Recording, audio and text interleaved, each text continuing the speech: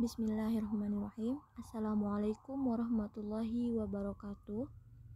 Sebelumnya, perkenalkan, nama saya Mia Seprilia Putri, NIM 190103009 dari kelas 5A. Di sini, dalam video pembelajaran kali ini saya akan membahas mengenai rotasi atau perputaran. Apa itu rotasi? Rotasi atau perputaran merupakan suatu transformasi yang memasangkan titik ke himpunan titik lainnya dengan cara memutar. Atau perputaran atau rotasi ini adalah suatu peristiwa memindahkan suatu objek atau gambar melalui garis lengkung dengan pusat pada titik tertentu dan dengan sudut putar yang tertentu dengan arah searah atau berlawanan arah jarum jam yang menyebabkan kedudukan gambar berubah. Perhatikan ilustrasi berikut. Di sini kita ambil titik pusatnya yaitu 0,0, kemudian kita tarik garis menuju titik A, titik B, dan titik C sehingga membentuk gambar segitiga siku-siku. Selanjutnya, gambar segitiga ini akan kita rotasikan melalui garis lengkung sebesar alfa derajat atau 90 derajat sehingga A aksen di sini, B aksen di sini, dan C aksen letaknya di sini. Nah, sehingga gambar segitiga siku-siku yang tadinya di sini setelah dirotasikan maka kedudukannya adalah di sini. Jadi kedudukannya berubah. Hanya kedudukannya saja yang berubah, namun bentuk dan ukurannya itu tetap atau sama. Selanjutnya, perputaran atau rotasi ini ditentukan oleh beberapa hal. Yang pertama, titik pusat rotasi. Yang kedua, besar sudut rotasi. Dan yang ketiga adalah arah sudut rotasi. Apa sih yang ketiga hal ini? Perhatikan ilustrasi berikut. Titik 0,0 ini kita ambil sebagai titik pusat rotasi atau biasa juga disebut sebagai titik pangkal rotasi. Nah, selanjutnya dari titik pusat ini kita tarik garis ke suatu titik. Nah, titiknya di sini kita beri nama dengan titik A yaitu 5,3. Nah, yang akan kita rotasikan sebesar garis lengkung ini. Nah, alfa di sini adalah besar sudut rotasi. Selanjutnya di sini ada tanda panah yang mengartikan bahwa arah kita merotasikan titik ini adalah ke kiri atau berlawanan dengan jarum jam. Perlu diperhatikan bahwa apabila arah perputaran searah dengan arah jarum jam, maka A dipandang sebagai sudut yang negatif. Sebaliknya, apabila arah perputaran berlawanan dengan arah jarum jam, maka A dipandang sebagai sudut yang positif. Jadi, rotasi dari titik ini adalah di sini. Nah, terletak pada titik A aksen minus 5,3. Selanjutnya, dari mana sih hasil perputaran tersebut didapat? Ini adalah rumus umum dari rotasi, di mana X aksen dan Y aksen itu sama dengan matriks cos alfa min sin alfa, kemudian sin alfa dan cos alfa dikali dengan XY. Sehingga kita dapatkan rumus sederhananya apabila rotasi alfanya sebesar lebih dari 90 derajat, maka rumusnya adalah A aksen sama dengan min Y, X. Dan apabila rotasi alfanya sebesar kurang dari 90 derajat, maka kita dapatkan A aksen itu sama dengan Y, negatif X. Kemudian apabila rotasi alfanya sebesar lebih dari 180 derajat, maka kita dapatkan A aksen sama dengan min X, min Y. Dan apabila rotasi A alfanya sebesar 270 derajat, kita dapatkan A aksennya yaitu Y, negatif X. Dan rotasi alfanya sebesar negatif atau kurang dari 270 derajat, maka itu adalah aksennya sama dengan negatif Y, X. Selanjutnya kita masuk ke contoh. Sebuah titik A terletak pada 2,1 dirotasikan terhadap titik O, yakni titik pusat 0,0 sejauh 90 derajat, berlawanan dengan arah jarum jam. Tentukanlah bayangan titik A. Penyelesaian.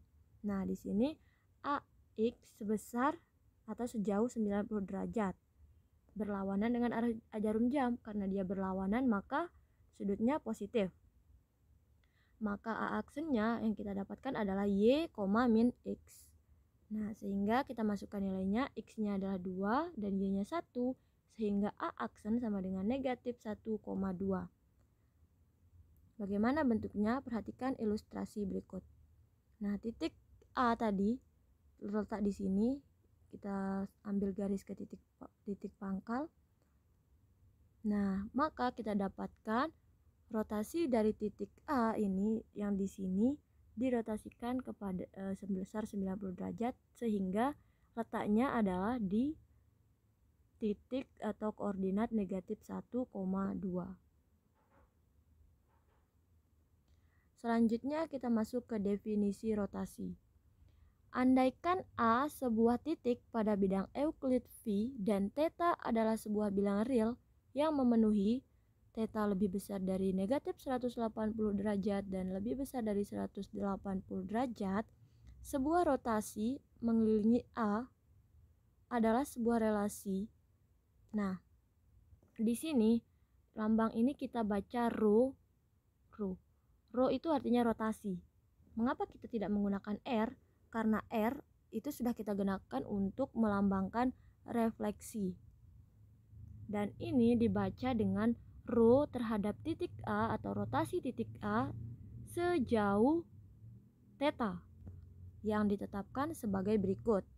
Rotasi titik A sejauh theta terhadap titik P adalah sama dengan A jika P itu sama dengan A. Dan rotasi A sejauh theta terhadap titik P itu sama dengan P aksen, sehingga besar sudut P aksen itu sama dengan besar rho. Dan AP aksen itu sama dengan AP jika P tidak sama dengan A. Bagaimana maksudnya? Perhatikan. Nah, ini ada sebuah garis AP. Ketika kita rotasikan, sebesar ini jadi P aksen. Nah, ini dirotasikan sebesar theta. Theta itu dapat kita lambangkan dengan A ataupun beta, alfa atau beta. Selanjutnya, rotasi sebagai suatu transformasi. Misalkan rotasi A terhadap sejauh theta, relasi yang ditetapkan sebagai berikut untuk setiap P elemen V berlaku. 1. Rotasi A sejauh theta pada titik P itu sama dengan A jika P sama dengan A. Dan yang kedua, rotasi A sejauh theta terhadap titik P itu sama dengan P aksen, sehingga besar M itu besar, sehingga besar sudut PAP aksen itu sama dengan besar sudut PAP atau sama dengan rho tadi atau sama dengan besar theta. Dan garis AP aksen itu sama dengan AP jika P tidak sama dengan A, merupakan suatu transformasi.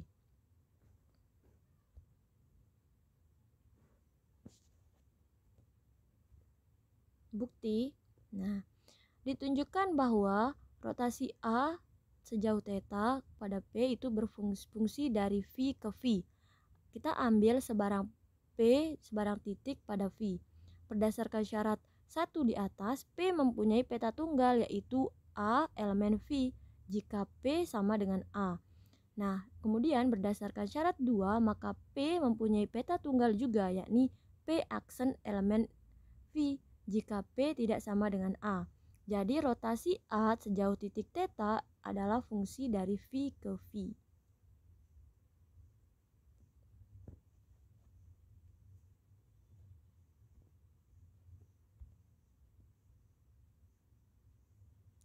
Bukti lanjutannya ya. Rotasi A sejauh θ adalah injektif. Kita ambil dua titik, yakni P dan Q elemen V. Dengan rotasi A titik θ itu P sama dengan rotasi A, sehingga T Q itu sama dengan P aksen. Maka besar sudut PAP aksen itu sama dengan ρ, dan AP aksen itu sama dengan AP, sehingga sama juga dengan AQ. Akibatnya P sama dengan Q. Jadi rotasi A terhadap titik θ itu adalah injektif.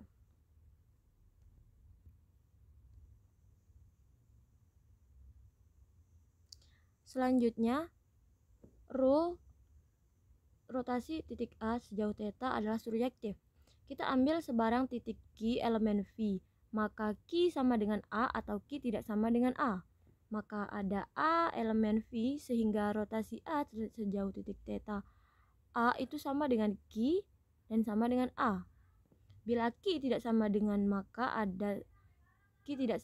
A, maka sinar AQ maka akan ada sinar AQ, dan berdasarkan postulat konstruksi sinar AR, sehingga M sudut QAR itu sama dengan ρ, sehingga AP sama dengan AQ. Nah, dari uraian di atas dapat disimpulkan bahwa rotasi A terhadap θ dengan titik P itu sama dengan Q. Jadi ada P elemen V, sehingga rotasi A terhadap sejauh θ terhadap titik P itu sama dengan Q untuk sebarang Q tidak sama dengan A. Artinya rotasi A sejauh θ itu adalah surjektif.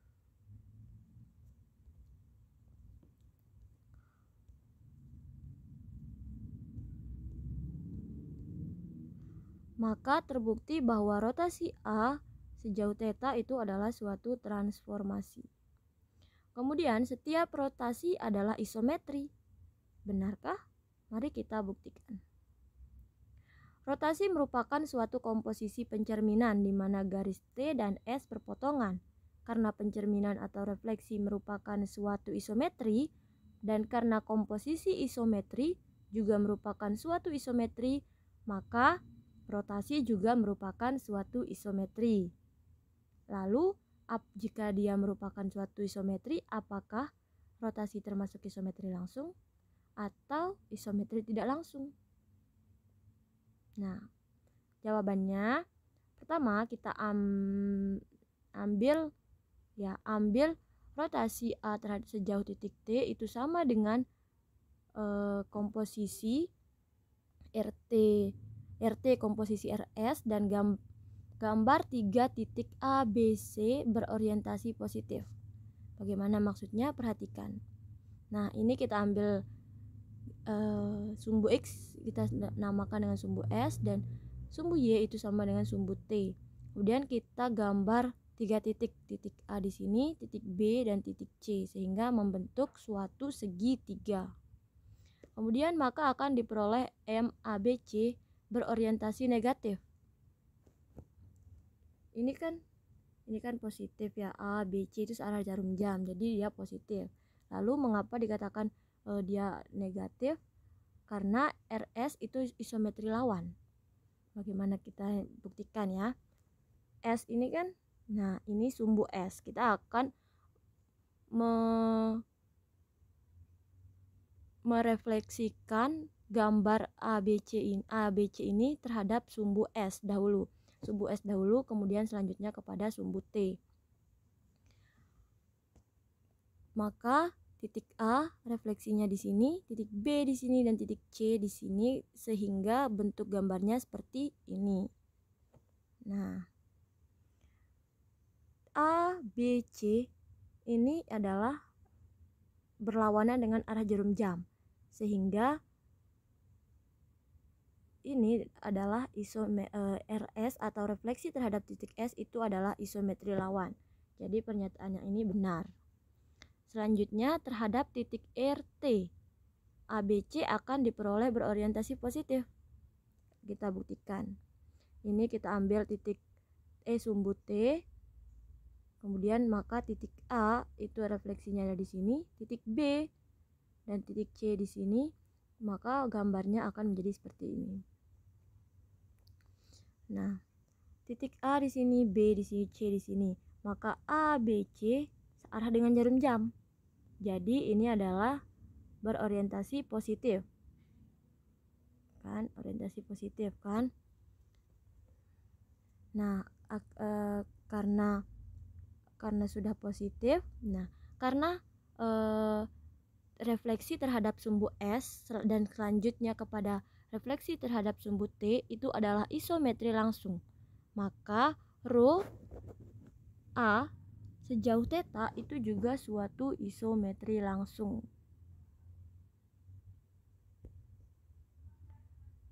Baiklah, terima kasih. Hanya ini yang bisa saya sampaikan. Kurang lebihnya saya mohon maaf. Saya berharap semoga video ini dapat bermanfaat dan semoga video ini dapat memberi nilai yang bagus untuk saya. Sekian. Wassalamualaikum warahmatullahi wabarakatuh.